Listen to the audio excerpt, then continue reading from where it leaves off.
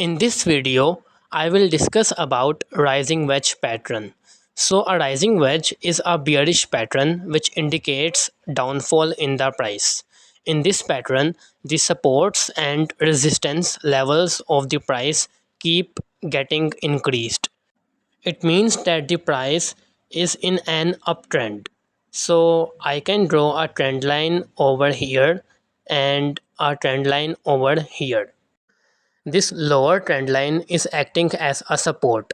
It means that whenever the price touches this trend line, it takes a bounce. Similarly, the upper trend line is acting as a resistance. It means that whenever the price touches this trend line, it takes a rejection. So this is called a rising wedge pattern, which indicates that in future the price may break our support level.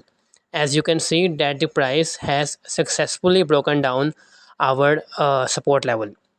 Since our support trend line is broken, now it can act as a resistance. It means that the price can further, after retesting this trend line, reject from here.